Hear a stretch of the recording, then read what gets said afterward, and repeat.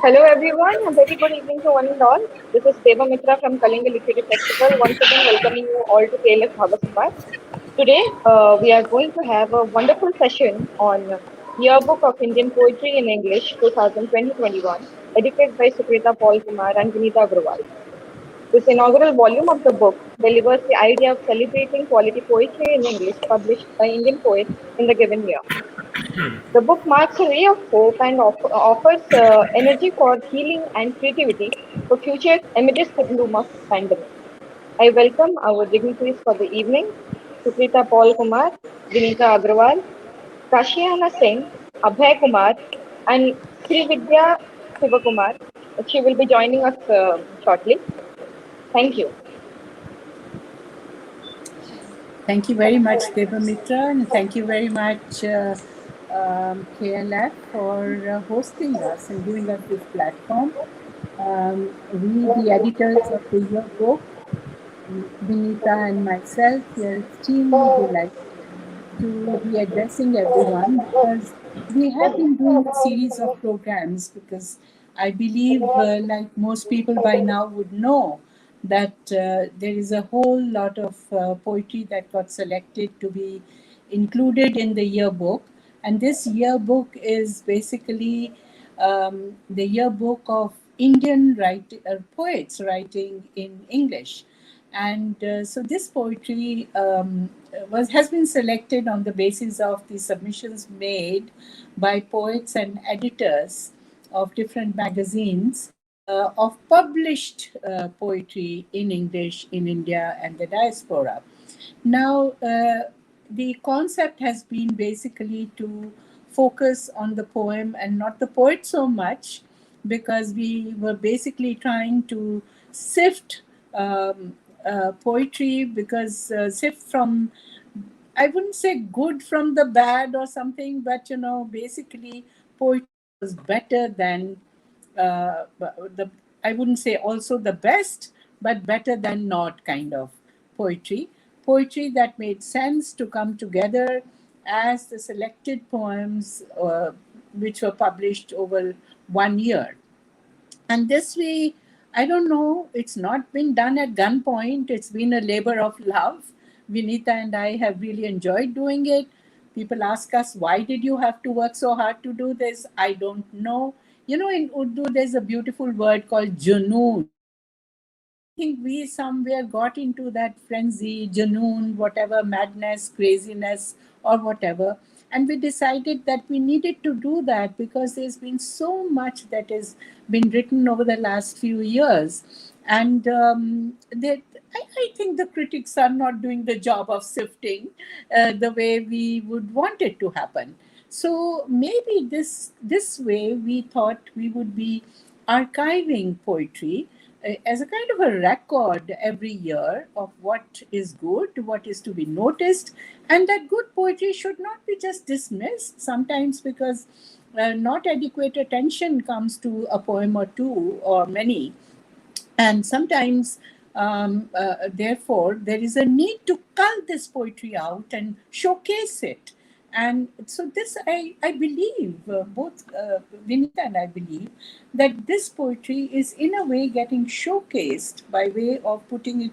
And I'm glad that Havakal, who is basically our publisher, they decided to publish it. And otherwise, you go to a publisher and usually for poetry, what do they say? Oh, poetry doesn't sell. We don't want to publish you or whatever. Dole out some money, some sponsorship. But here was a publisher who was willing to do it. So we are very grateful to Havakal for doing this. And so it all came together. Of course, it meant a lot of hard work. We've been talking about how we had a blind review of the 600 poems that got published, and how finally we managed to have also a whole group of luminaries in as far as poetry is concerned to come together to get into the selection mode, which was not easy at all. But it was all a blind review. And so, because it was blind and we went through 2 rounds of selection, and finally, what you see is really the cutout diamonds, in a sense, which are kind of glittering away. And we thought, why not have a series of programs where we have had 3 or 4, I think, Vinita, haven't we? And now this is one of those programs where we want to really read or listen to poets themselves. And we try always to get poets from different zones in terms of geography and time. So always it's a difficult to put a group together. But I'm so happy that KLF was willing to give us a platform, and we are here. You are. I hope we have enough number of people. Anyway, enough number of people in the audience is what I'm talking about. In any case, this will go on the YouTube and will stay there. So in a way, the archiving, another kind of virtual archiving, is also happening. So we have a series of YouTube, collection of readings. So it is not just by way of the written word, but also the auditory aspect of it comes together. We never realized we were doing that. But if at the end of it all, if we have, say, a series of 10 YouTubes, again, you will have about 30 poets, in their live reciting, and that, I think, is another way of archiving and the yearbook. So I'm very happy that I remember long ago, Gugi wa Thiong'o, the African writer, had talked about, why write in English when we have our own languages. Today, I think we are thoroughly decolonized, hopefully, and hopefully English is one of our bhashas. So there you are, we are writing in English as though it's like our first tongue. We cannot write in the other tongue, so this is the tongue for us. We are thoroughly decolonized, and therefore we do whatever we like to English language because it is our own, and we can sort of let go of the whole idea of standard English, and so English itself has become multilingual in its being. So in that, I think we should celebrate that. And today, what we are doing, therefore, is one, that we would be listening to 3 poets who are kind of, again, diverse. There is diversity there. It's not as if one is like the other.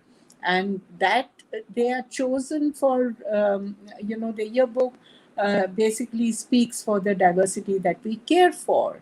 So when we say Indian poetry today, it's not a standard Indian poetry. It is poetry that comes from different zones, different mindsets, different regional zones is what I mean, and therefore different languages, mother tongues of those areas also get into that. So it is, as I've repeatedly, we have been talking about this, it is multiple Englishes that get showcased through poetry. And not just that, in the poetry, you also see a bit of sociology, you also see economics, you also see history, you also see culture. You see so much of it getting inscribed into every poem. And if you put it all together, there is a little India in the yearbook. Over to you, Vinita. The marvelous concept of the yearbook. And a very good evening to everybody who's watching this live, and to everyone who's going to watch it as a recording. And a very warm welcome to our 3 poets, Kasyana, Srividya, and Abhay. And thank you very much, KLF, for this lovely platform, and Devamitra for introducing the session. So we've had about 6 events on the yearbook in the form of discussions and readings over the spate of the last 6 months, which averages to about 1 a month. And we've said enough about the process of selection of poetry and how, we formed a committee and the whole review was blind and everything. And people are by and large familiar with how the yearbook came into being, the process of selection, etc. So I thought this time I would focus on 2 other aspects of the yearbook. The first is, the submission itself. Ultimately, whatever you send to us, out of that, the selection committee is going to make its selection. So it's very important that everybody who submits to the next edition of the yearbook chooses their poems very well. We'll be calling only for 3 poems. So out of all the poems that you've had published in that year, you need to choose very carefully what you need to submit to the yearbook. You need to look at your poetry from from the lens of how relevant it is to contemporary times, how well it is crafted, how well it's going to stand shoulder to shoulder with the other submissions that are most likely to come in. You're familiar with how many people have been published in the year. So that's one thing that every Indian poet who would like to submit to the yearbook needs to keep in mind. The second thing is please follow the submission guidelines very carefully. We've had poets who had marvelous work that they submitted to us, but it wasn't published in the given year, or they made certain errors regarding the guidelines, and they were unfortunately left out because we had to diligently and strictly stick to what we had, to whatever we had said in our call for submissions. That's the other thing. And I'd like to highlight the fact that here we have the Indian diaspora with us. Kasyana, she's in Chicago. Am I right, Kasyana? Are you in Chicago? I'm right now calling in from Boston, but yes, I'm based out of Chicago. Okay, right. So it's almost 9:30 in the morning where she is. And we have Abhay, who's our Indian diplomat to Madagascar. He's joining us from Madagascar, and it's about 4 p.m. his time. And we have Srividya, who's in Coimbatore. Am I right, Srividya? So we've had these marvelous 3 contributors to our yearbook, and also Kasyana and Srividya both have 2 poems in the yearbook, which is a rare honor. Only a handful of poets have 2 poems in the yearbook in the same edition. And Kasyana today has, the format of the session is such that we've requested our poets to read their poem from the yearbook and 1 poem of another poet also from the yearbook. So Kasyana has 2 poems, like I said, and she's chosen to read only 1 of her poems so that she'll be able to read 2 poems by other poets, which I think is a very gracious gesture. Thank you, Kasyana. And I would like to introduce our poets as they are invited to read. May I now invite Kasyana and invite her to read after I've introduced her.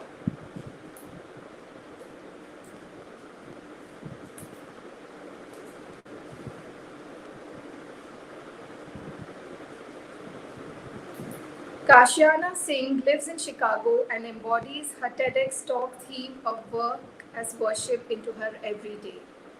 Her poetry collection, Shelling Peanuts and Stringing Words, presents her voice as a participant and an observer. Her chapbook, Crushed Anthills, is a journey through 10 cities, a complex maze of remembrances to unravel. Her poems have been published on various platforms, including Poets Reading the News, Visual Verse, Oddball Magazine, Cafe de Senses, Narrow Road, Opiate Magazine, amongst others. She is the winner of the 2020 Royal International Poetry Award. Kasyana proudly serves as an assistant poetry editor for Poets Reading the News. Over to you, Kasyana. Thank you. Thanks so much, Vinita and Sukrita. And again, it's an honor to be in the yearbook, and it's an honor to be here today with all of you. I will go right in, and I'm going to start by reading Keki Sir's poem, and I am going to call him Keki Sir, Sukrita, because that's the only way I know how to address him. There's a question that one gets asked as you're growing up or as you're going through the journey as a poet, and that's, do you have any early influences or inspirations? And someone who I've been inspired and influenced by, as I'm sure many of us on this panel and outside have been, is Keki Daruwala. He needs no introduction. And so I'm lucky twice over today, Vinita, to your point. 1, to be participating with all of you, and 2nd, to have the ability to read his poem. I reached out to him and said, may I? And he said, oh, absolutely, go ahead. So I was thrilled like a little girl, little child, to be able to read his poem. And before I read the poem, Sukrita, I want to say something about the 2 of you. You said Junoon. When I was thinking of the 2 of you, the word that came to mind was Shiddat. I think the 2 of you kind of brought this to life with a lot of Shiddat, and that's the word that comes to mind every time I look at the yearbook in my hands. Thank you. Keki Daruwala's poem is called Iceberg at Abu Dhabi. And here's how it goes. Before I jump in, can you Am I audible and am I loud and clear? Iceberg at Abu Dhabi. If you are at Jeddah, as I am, and it is night, you can't believe it is night, for a million small suns, though not in the sky, are at port, blazing through glass, tube, and globe. Eyelids and cornea splinter and fall like insect wings after Indian rain as they gaze at the nightfall. This isn't night, it's eye-tearing day. This isn't night, it's eye-tearing day. The dazzle ferried from some region bordering night, a billion lights burning to show ships coming from air and screeching on hard land. I am the baby iceberg, torn from mother. I broke away blessed by her. She seemed off her rocker, shouting, who knows when we transcribed into existence? Go. Who knows when we transcribed into existence? Go. What the hell did she mean? Iceberg thinned, water roar broke the membranes around my ears, and I moved like voyagers who sailed the Caribbean in the times when Jews were thrown out of the Iberian landmass as big as the ice country I had left. We meet again at Abu Dhabi, for tomorrow I will be there. Iceberg at Abu Dhabi.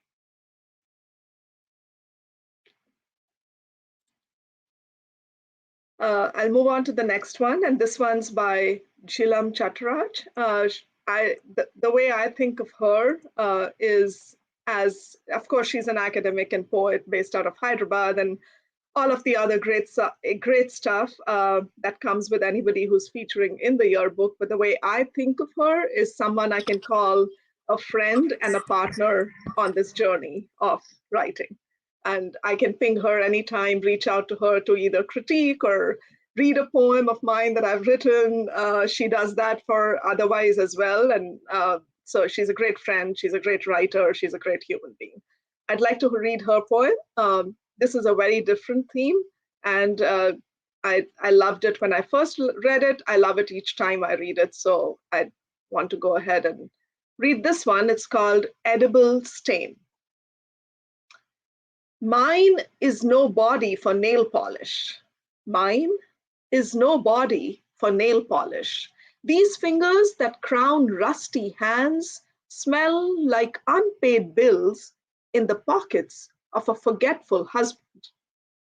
There's a midnight blue and a ravishing red for the young rebels, the tender, flawless ones, fresh from runways, swishing down glass staircases, or floating on the streets of glamorous cities. But name me a shade for thumbs that have ripened with time. But name me a shade for thumbs that have ripened with time. What is the color of the burden of those who have skinny dipped on the shores of soapy waters? Is there a gel or a matte finished liquid that will survive the edge of kitchen knives? The steam rising from a pot of rice? The prick of a metal hair clip, or a bite of the hook of a wrong-sized bra? Even the nudes cannot survive the ordinary. Is there a polish that will hold my palms up to light and add meaning to the aching sentences of desires unwritten by routine baths of dishes and drains? Dear artist, come down from your towers, join the woman, and this one's my favorite line, join the woman who eats fish bones with her fingers. Join the woman who eats fish bones with her fingers. Come, make her an edible stain, an amorphous luminescence unknown to the apologies of her salaries and nails. Thank you. It's a beautiful poem. Yeah, I think if one were to think of it, I'm sorry I'm intervening, but I think, if you were to look at these poems, I am just hoping that there would be a theoretical premise built up on this. And unfortunately, we don't have much of theory that is coming out of India uh, while examining Indian poetry in English. So I believe poetry of the kind that you are reading and the ones that you have put in into the yearbook, I believe will also generate interest of the academics. Over to you and your poem now.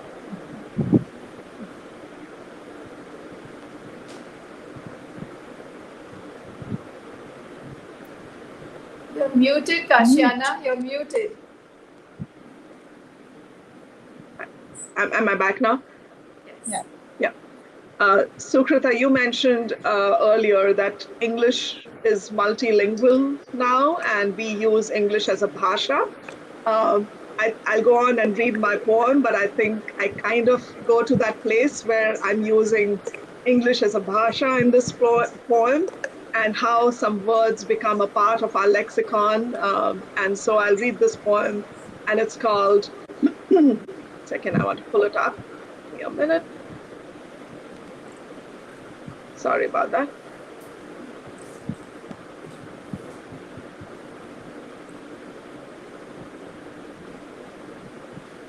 It's called Pagri Turbans.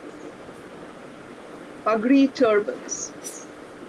All my poems were born into the folds of my father's pagri, one in each fold of his khaki, cotton, starched, smooth, sturdy.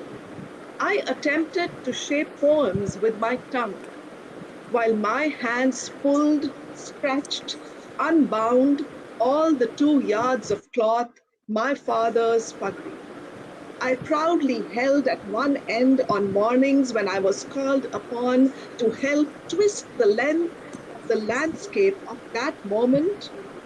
That the landscape of that moment had a spirituality, a gravitas. It snatched at my throat, settling into creased circles. My voice had so much to say.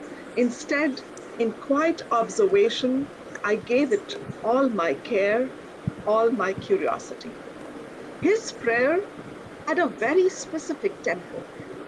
His prayer had a very specific tempo. I never dared disturb it. I saw a long poem taking shape, sprouting into our empty space.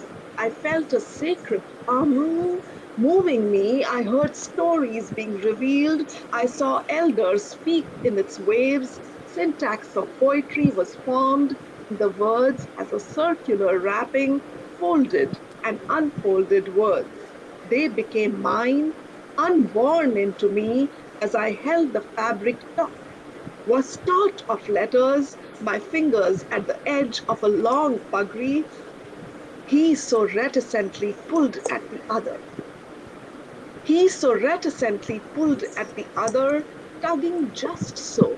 He said to me, each time we symmetrically styled a turban in performance together, you, my daughter, my poem.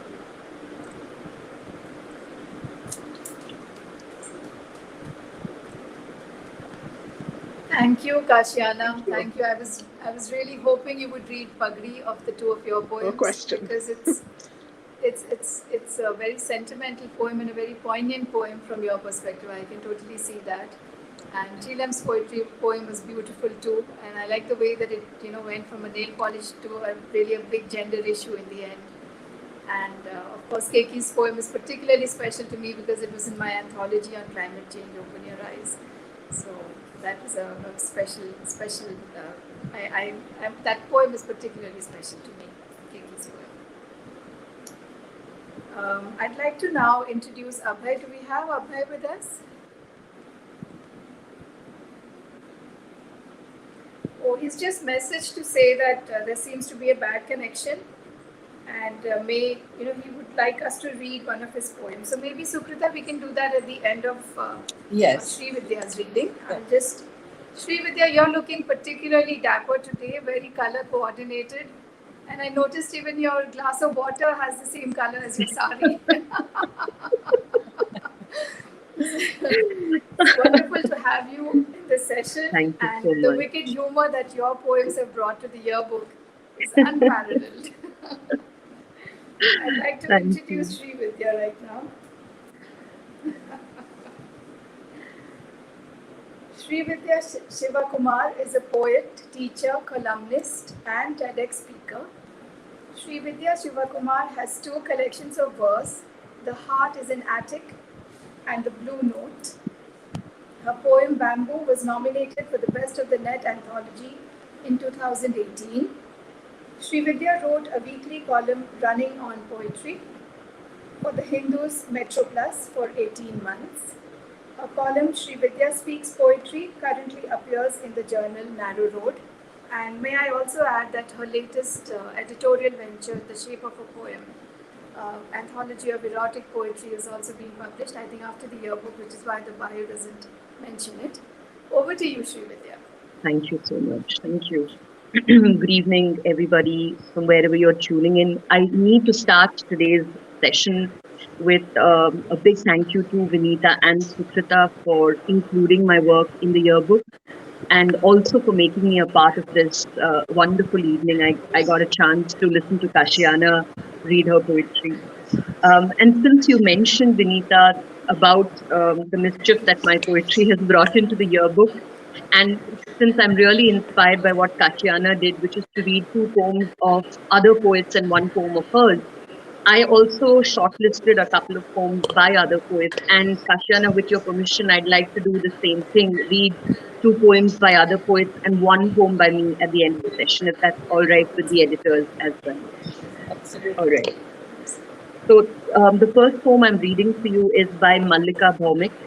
And Mallika is a poet from Calcutta, widely published and so on. And there was something very warm and something extremely inviting about her poem. And I think it's great because we are heading to winter in many places. And this poem is called Winter Memories. My winter days remain tucked in the quilted warmth of Calcutta Decembers.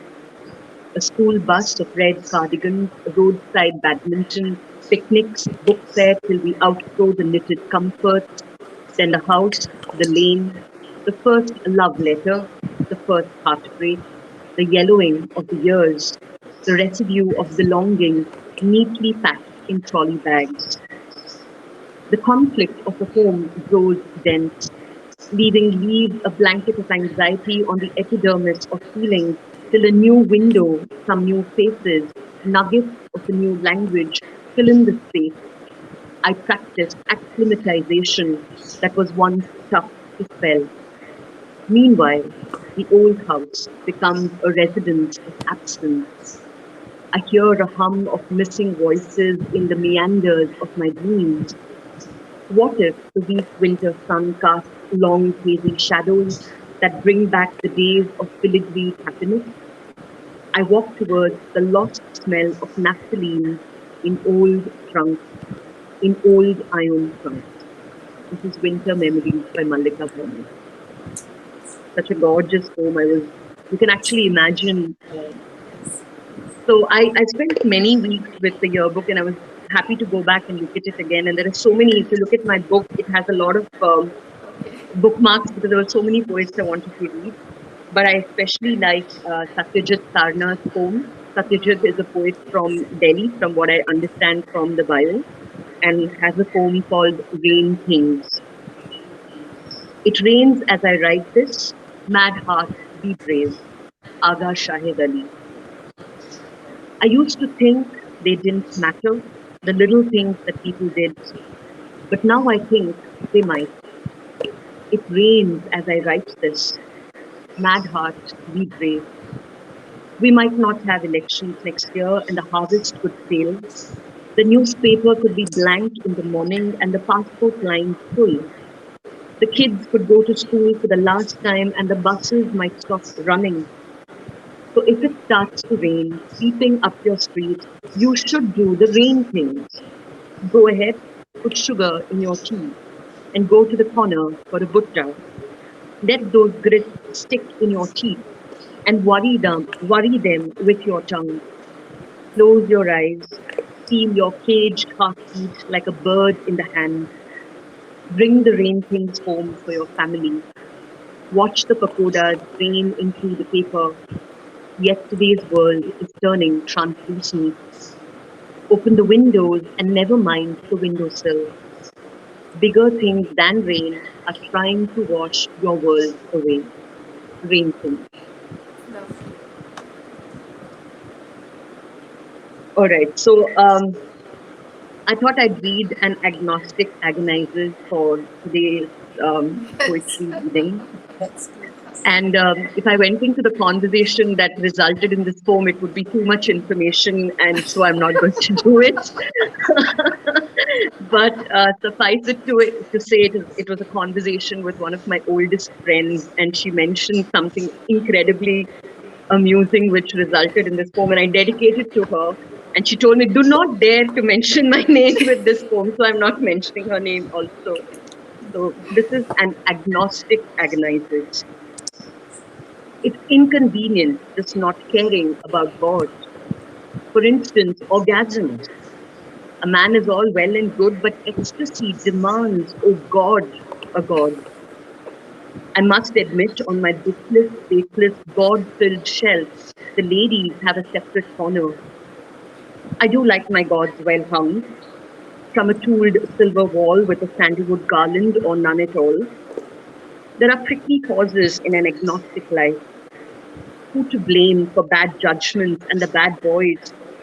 What to make of the writerly life of ease and ennui?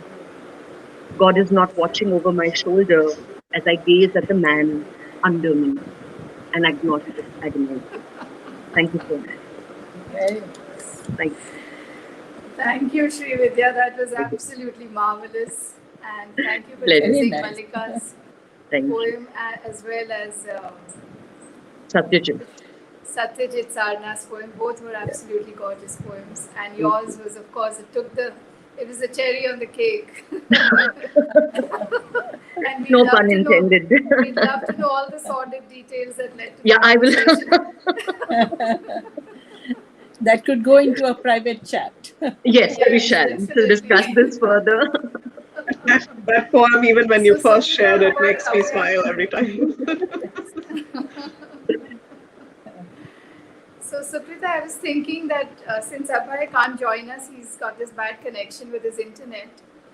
Maybe I can read his bio and his poem, and then maybe we can invite Kasyana and Srividya to read the other poems that they have in the yearbook, and then both of us can read a poem of our choice as well. How does that That's sound? right. That's a good idea. All right. So, we're sorry that Abhay is not able to join us. Sometimes geography does play a role, where good and bad connections are concerned. So he's in Madagascar. Abhay K is the author of 10 poetry collections, including the Alphabets of Latin America, and the editor of the Bloomsbury Anthology of Great Indian Poems, Capitals, New Brazilian Poems, and the Bloomsbury Book of Great Indian Love Poems. His poems have appeared in over 100 literary magazines, including Poetry Salzburg Review, Asia Literary Review, among others. His Earth's Anthem has been translated into over 120 languages. He received SARC Literary Award 2013 and was invited to record his poems at the Library of Congress, Washington, D.C. in 2018. His forthcoming poetry collection is titled Monsoon. He has recently translated Kalidasa's Meghaduta and Ritu Samhara from Sanskrit. So, Abhay, I will do the honors and read your poem from the yearbook.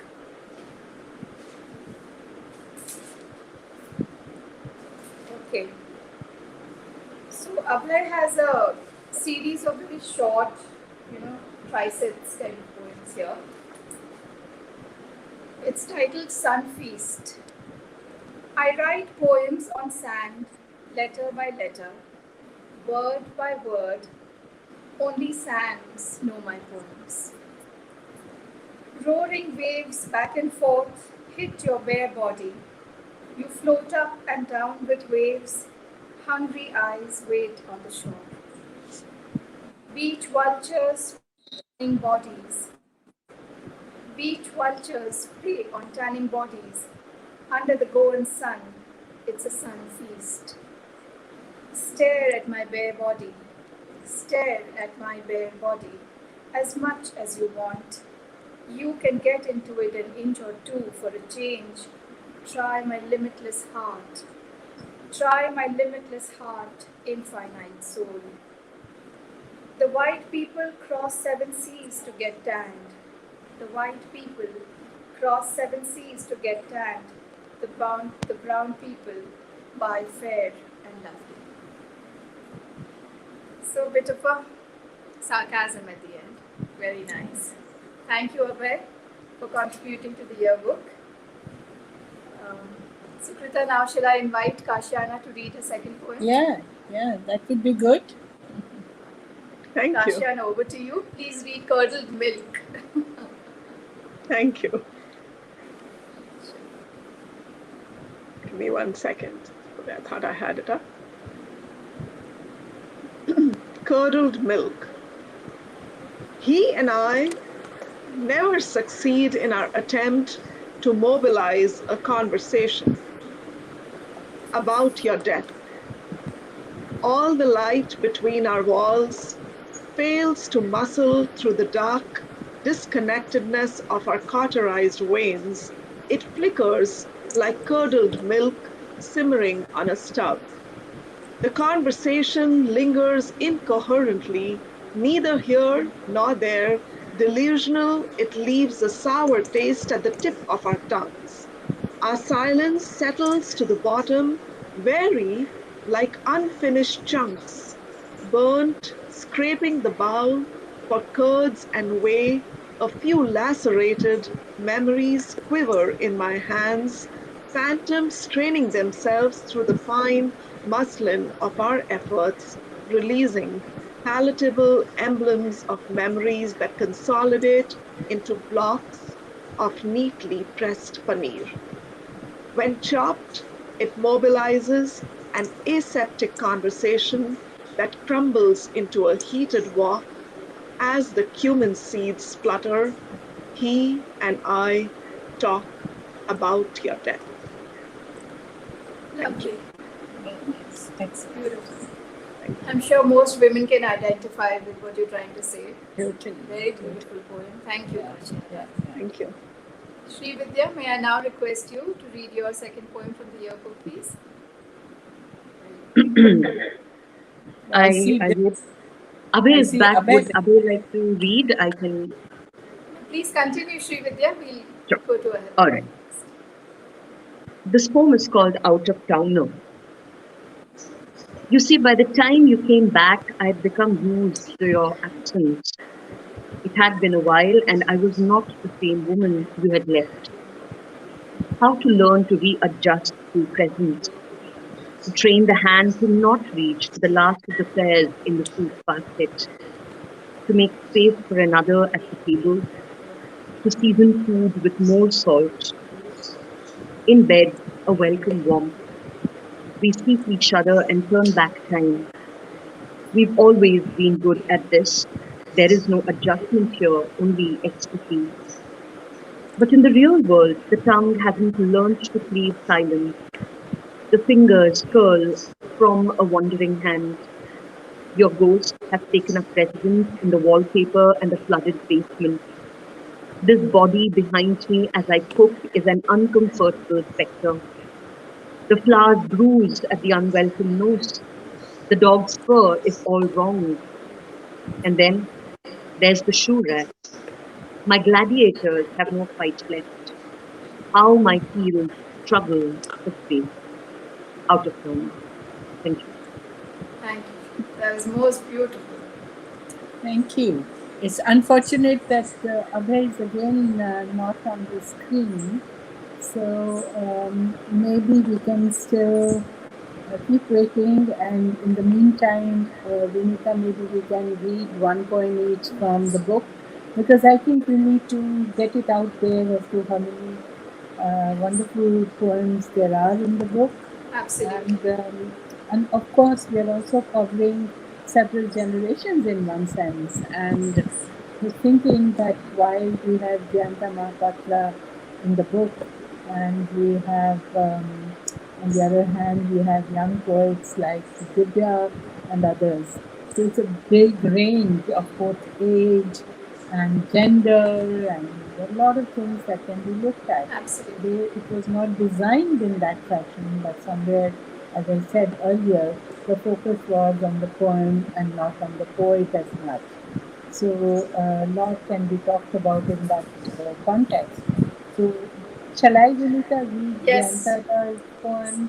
Yes. Because it's amazing that at the age that he is, um, uh, he's still writing. He's still writing poetry, and this poem actually was written in 2018 and was published in the Hudson Review, from where we picked it up for publication in our yearbook.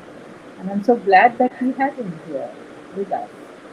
And this was written, and he announced it.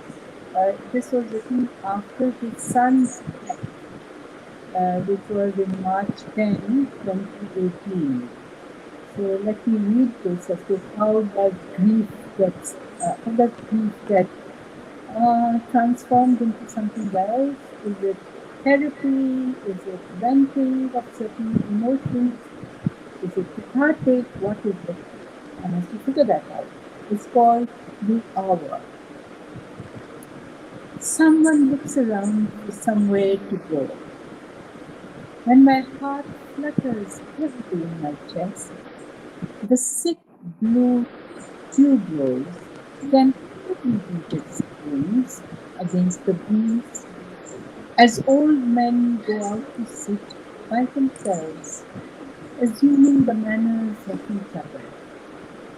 This is where the light does not belong to those passing through, to those who do not belong. In the moments where the light, unable to climb onto a pond and build itself into the ark of death, lies down righteously in a patch of grass. Time, the sky, roiled into signs of night. The prophet with his scrambled dreams loses himself in the turns of the world and strove prettily, fly free somewhere out there, put down, pushing through a shadow in the air into another world.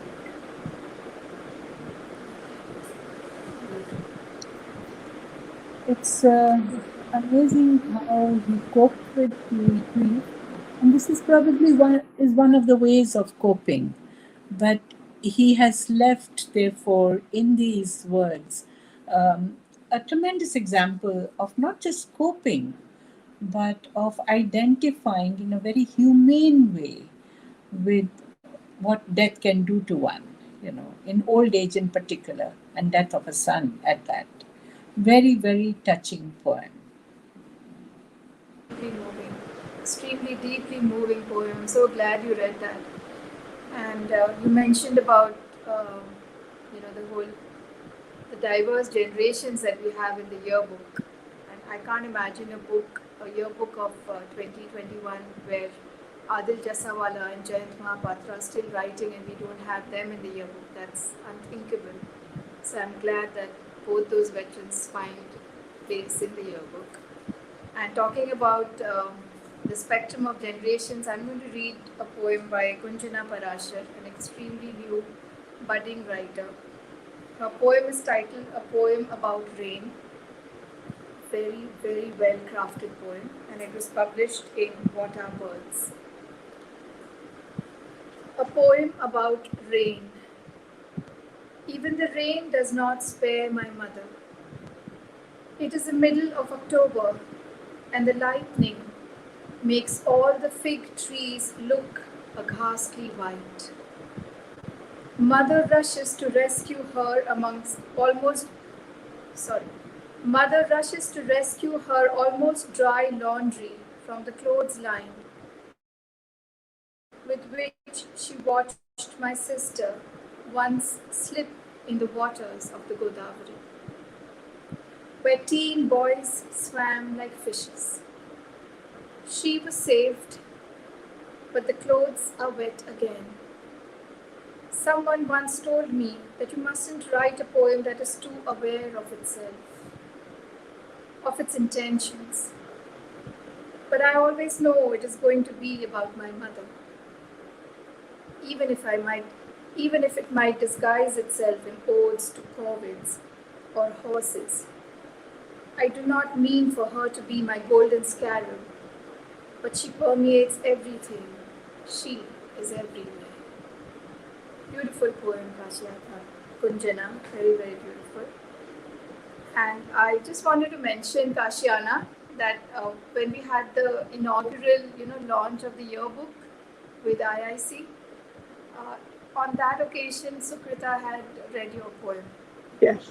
And thank you for that. I have saved it and listened to it multiple times. You did a great job, much better than I did reading it. So thank you. Both of you are extremely gracious, and I was just wondering if Abhay can join us and if he could read a poem of his choice from the yearbook. I don't think he is able to join. So Yeah, in the meantime, I thought, Vinita, what we thought would be a good idea. You see, the two of you who are here, and unfortunately Madagascar is not represented here, but we were very curious as editors to give you the mic and talk to us about what do you think has been the reception of the yearbook. Because not that we are looking for a pat on the back, but it's just a question of really assessing the reception of the yearbook by the poets themselves, and what do you gather as to how are other people responding to it. Because you see, we have to make way now, and conceptualization has already been done, but we have to now start thinking of the second book, yearbook, and very soon we will be at it. But in the meantime, it would be a good idea to consolidate our ideas and maybe make a few changes if need be. Do you have any suggestions? Would you like to talk a little bit about this? Maybe Srividya, you could start, and then Kasyana can take on. But just a few ideas that you might want to contribute as suggestions, and also reception. 2 points, the 2 parts of the question, right? Okay. So I think it would be really presumptuous for me to give you and Vinita ideas on how to do anything, including a yearbook. So, and I'm being very honest here, I'm not trying to flatter you. I think just because I finished an editorial experience with Paresh Tiwari for The Shape of a Poem, when we select poetry or we select a piece, we always run the risk of being accused of something or the other, right? You might be accused of bias, you might be accused of favoritism. We've had that entire gamut play out with The Shape of a Poem also, because it was a very long exercise. But when you said that here is a panel and the panel has such distinguished names, and you're saying we are sending your poetry anonymously to these people, this is what I said in my Facebook post about the yearbook. I said it somehow validates my writing, because I don't know about other poets, but I often have a lot of self-doubt when it comes to my work. I don't think it's good enough in many, many situations. So to have someone who is a lot of the poets in that panel, I think every single person is somebody I look up to and respect. And then to have them choose not one but two, I think I sent 3 poems, if I'm not mistaken, to get selected was a huge boost to my fragile sense of being a poet. So that was the first thing. I think what happened with your panel was it gave the book even more validation. It's not that as editors we don't ask other people for inputs. We do, when we're not sure. But to have a really public group like this was, I think, quite a marvelous thought, and it brought in a scholarship to the yearbook that might not have been there, I think. Secondly, with the reception from just the cover, I picked up a couple of copies from the Hava Call website. Just the cover, the elegance of it. I mentioned this also in my post. When I looked at the book, it reminded me of the elegance of Vinita and Sukrita. So that was it. And how neatly it is. It's laid out. It's easy. I like that it is alphabetical, because it gets easier for us to find poets rather than gimmicky.